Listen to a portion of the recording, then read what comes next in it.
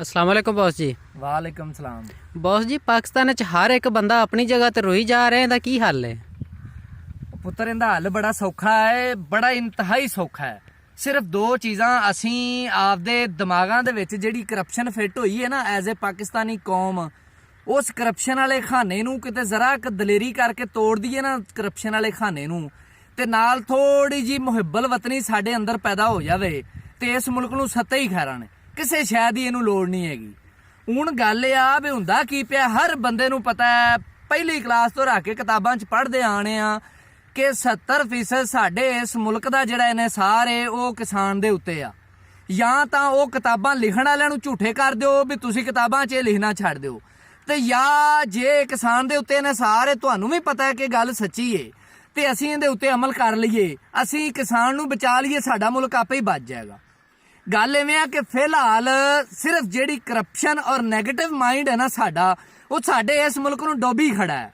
और जिन्नी देर तक असीं ये चीज़ां छड्डियां ना, साडा मुल्क तर नहीं सकदा। ये तुसीं सोच लवो कि इस दिन छड्डनियां ने, जिस दिन पिछा मुड़न दे चांस थोड़े रह गए उस दिन छड्डोगे, या जिस दिन असलों चांस खत्म हो गया उस दिन छड्डोगे, नाउज़ बिल्ला, या अज ही छड्ड दोगे। गल ये आ कि साडे मुल्क दा इस टाइम साडा मुल्क 3 पिलरां ते खड़ा है। 3 पिलरां ते।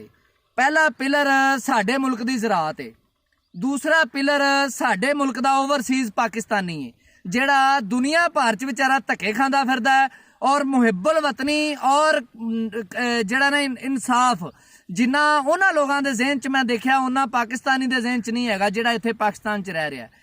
वो उन्हां लोगां च ये भी दोवें गल्लां हैगियां ने, किसान च भी ये दोवें गल्लां हैगियां, मुहिब्बल वतनी भी हैगी है और किसान च वतन दे तरक्की दे विच हिस्सा पाउण दी एक ख्वाहिश भी हैगी है, और करप्शन फ्री माइंड भी है कुछ सिर्फ किसानां नूं छड्ड के, ते ओवरसीज़ दा भी है। हुण मसला कित्थे आंदा पिया? मसला आंदा पिया सिर्फ मैनेजमेंट ते।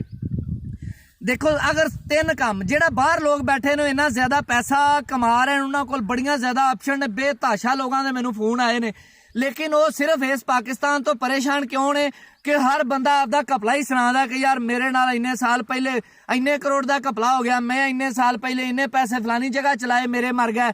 यानी रोंदे ही पै ने बाहर बैठे बेचारे जेड़े इस मुल्क की सपोर्ट ने। दूसरी जगह ते किसान इस मुल्क की सपोर्ट है, किसान भी हर जगह ते रोई जा रहा है, किसान हर जगह ते रोई जा रहे हैं। उनकी मैं वजह तुहानूं दसी है। उनकी वजह यह आ कि ब्लैक माफिया, करप्शन माइंड और वतन दी गद्दारी, मैं इहनूं कहांगा आम अल्फाज दे विच, किसी जगह ते अगर तुसीं अपनी किसी जगह ते कानून तो हट के कोई काम करदे हो तो सीधी सीधी वतन दी गद्दारी, इहदे च कोई डाउट नहीं हैगा, कोई वहम ना रखे दिल च। गल ये आ कि असीं हुण इस सिलसिले नूं बेहतर किवें कर सकने आ? सानू असी सिर्फ 3 काम करने ने, सिर्फ 3 काम, और असी कुछ नहीं करना। और अल्लाह दे हुक्म नाल अगर 5 या 4 साल बाद इस मुल्क नूं तुहानूं रिजल्ट ना मिलना शुरू होया तो तुसीं क्या ये यार गल ही कोई नहीं हैगी। गल ये है कि असी आपदे माइंड चों करप्शन कड्ढनी है, असी इंसाफ दा जिहड़ा ने इंसाफ दी गल करनी है हर जगह ते, जिहड़ी जगह ते असी बैठे हैं। ठीक है कि हुकूमती लैवल ते की करना है? हुकूमती लैवल ते सानू 2-3 कामां दी जरूरत है। हुकूमती लैवल ते किसान नूं जिहड़ा रा मटीरियल है, बीज ने, खादां है, स्प्रेवां है, इन्हां ते पाबंदी करनी है। इन्हां दे विच किसी जगह ते कोई गलत चीज़ ना जाए, 2 नंबर चीज़ ना जाए, मुनासिब कीमत फार्मर नूं मिले। उस तो बाद दूसरी जगह ते असीं सोचना है कि साडी किहड़ी फसल किन्नी काश्त हो रही है, असीं उहनूं मैनेज किवें करना है। वक्त तो पहले असीं उहदे एक्सपोर्ट का इंतजाम करना है। वक्त तो पहले असीं जिहड़ी इंडस्ट्री च वो चीज़ जानी है, उस इंडस्ट्री की बहाली करनी है। और अगर असीं सिर्फ 3 काम किसान नूं अगर असीं फैसिलिटेट करने आ, अगर किसान दी प्रोडक्ट नूं असीं उहदी सही कीमत दिलवाने आ, वो असीं दिलवा सकने आ। इंडस्ट्री नूं बेहतर करके, आपदी एक्सपोर्ट नूं बेहतर करके, एक्सपोर्ट वाले भी रोई जा रहे हैं, इंडस्ट्री वाले भी रोई जा रहे हैं, सानू कुछ नहीं बचदा। एक्सपोर्ट वाले कहते हैं सानू रुकावटां बहुत ज्यादा है। ये हुण हुकूमती लैवल ते गल है कि हुकूमती लैवल ते रुकावटां नूं खत्म कर सकदी मैं, तू ते नहीं कर सकदे। गल ये आ कि एक्सपोर्ट दीयां रुकावटां नूं खत्म किया जाए। जिवें हुण मुंजी दी फसल लगदी है पई, तैयार हो जानी है, हुण इन्ने ज्यादा अखराजात होने ने किसान दे, लेकिन मौके ते अगर फसल पक के तैयार हो जाए तो दो जगह तो असीं नुकसान कर रहे हैं। एक तो साडे कोल आपदी फसल नहीं संभाली जा रही, दूसरा साडा इकोनॉमी का बहुत ज्यादा लॉस हो रहा है। साडे मुल्क का ज़रे मुबादला जिहड़ा मेन ज़रे मुबादला उहदा बहुत ज्यादा नुकसान हो रहा है। तो असीं ये काम क्यों ना कर लीए? असीं आपदियां थोड़ियां याशियां बंद कर लीए, ਜਿਹੜਾ ਇੰਡਸਟਰੀ ਨੂੰ ਬਿਜਲੀ ਗੈਸ ਦੇਈਏ, ਐਕਸਪੋਰਟ ਵਾਲਿਆਂ ਨੂੰ ਫੈਸਿਲਿਟੇਟ ਕਰੀਏ, ਠੀਕ ਹੈ, ਆਪਣੀਆਂ ਜਿਹੜੀਆਂ ਲੋਕਲ ਪ੍ਰੋਡਕਟ ਬਣਦੀਆਂ ਪਈਆਂ ਉਹਨਾਂ ਦੀ ਹੌਸਲਾ ਅਫਜ਼ਾਈ ਕਰੀਏ ਤੇ ਸਾਰਾ ਕੰਮ ਹੀ ਬਿਹਤਰ ਹੋ ਜਾਏਗਾ।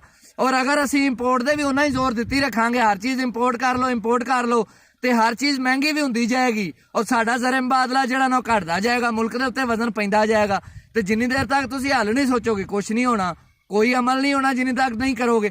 ਥੋੜੀਆਂ ਜਿਹੀਆਂ ਆਪਦੀਆਂ ਯਾਸ਼ੀਆਂ ਛੱਡੋ, ਤੁਸੀਂ ਕਹਿੰਦੇ ਹੋ ਨਾ ਬਿਜਲੀ ਘਾਟੇ ਗੈਸ ਘਾਟੇ, ਥੋੜੀਆਂ ਆਪਦੀਆਂ ਯਾਸ਼ੀਆਂ ਛੱਡੋ, ਆਪਦੇ ਜਿਹੜੇ ਫਜ਼ੂਲ ਦੇ ਏਸੀ ਦੇ ਅਖਰਾਜਾਤ ਨੇ ਉਹਨਾਂ ਨੂੰ ਬੰਦ ਕਰੋ, ਆਪਦੇ ਜਿਹੜੇ ਸਰਕਾਰੀ ਦਫ਼ਾਤਰ ਦੇ ਜਿੰਨੇ ਵੀ ਅਖਰਾਜਾਤ ਨੇ ਉਹਨਾਂ ਨੂੰ ਖਤਮ ਕਰੋ, ਉਹੀ ਥੋੜੀ ਜਿਹੀ ਬਚਤ ਕਰਕੇ ਇਹਨਾਂ ਚੀਜ਼ਾਂ ਨੂੰ ਇਸ ਮਨੇ ਐਡ ਕਰਨ ਦੀ ਕੋਸ਼ਿਸ਼ ਕਰੋ।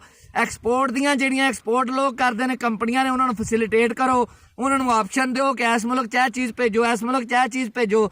ਸਰਕਾਰੀ ਸਤ੍ਹਾ ਤੇ ਪ੍ਰਾਪਰ ਇਹਦੇ ਉੱਤੇ ਜਿਹੜਾ ਨਾ ਇੱਕ ਕੈਂਪੇਨ ਹੋਵੇ ਕਿ ਦੁਨੀਆ ਦੇ ਵਿੱਚ ਕਿਹੜੇ ਮਮਾਲਕ 'ਚ ਸਾਡੀ ਚੀਜ਼ ਚੱਲ ਸਕਦੀ ਏ। ਫਿਰ ਉਸ ਤੋਂ ਬਾਅਦ ਐਕਸਪੋਰਟਰ ਨੂੰ ਜਿਹੜਾ ਨਾ ਫੈਸਿਲਿਟੇਟ ਕਰੋ, ਫਿਰ ਉਸ ਤੋਂ ਬਾਅਦ ਇੰਡਸਟਰੀ ਨੂੰ ਫੈਸਿਲਿਟੇਟ ਕਰੋ, ਫਿਰ ਸਭ ਤੋਂ ਪਹਿਲੇ ਕਿਸਾਨ ਨੂੰ ਫੈਸਿਲਿਟੇਟ ਕਰੋ ਤੇ ਇਨਸ਼ਾਅੱਲਾ ਤਾਲਾ ਇਸ ਮੁਲਕ ਨੂੰ ਤਰੱਕੀ ਤੋਂ ਕੋਈ ਸ਼ੈ ਨਹੀਂ ਰੋਕ ਸਕਦੀ। ਔਰ ਅਗਰ ਅਸੀਂ ਇਹਨਾਂ ਚੀਜ਼ਾਂ ਤੇ ਧਿਆਨ ਨਾ ਕੀਤਾ, ਜਿਹੜੀ ਸਾਡੀ ਰੀੜ੍ਹ ਦੀ ਹੱਡੀ ਏ, ਰੀੜ੍ਹ ਦੀ ਹੱਡੀ ਕਿਸੇ ਇਨਸਾਨ ਦੀ ਕਿਸੇ ਜਾਨਵਰ ਦੀ ਅਗਰ ਟੁੱਟ ਜਾਵੇ ਜਾਂ ਦਾਗੀ ਹੋ ਜਾਵੇ ਤੇ ਉਹ ਇਨਸਾਨ ਜਾਂ ਉਹ ਮੁਲਕ ਜਾਂ ਉਹ ਜਾਨਵਰ ਆਇਆ ਕਿ ਉਹ ਸਹੀ ਤਰੀਕੇ ਨਾਲ ਚੱਲ ਸਕਦਾ, ਨਹੀਂ ਚੱਲ ਸਕਦਾ। ਇਸ ਗੱਲ ਤੇ ਗੌਰ ਕਰ ਲਵੋ।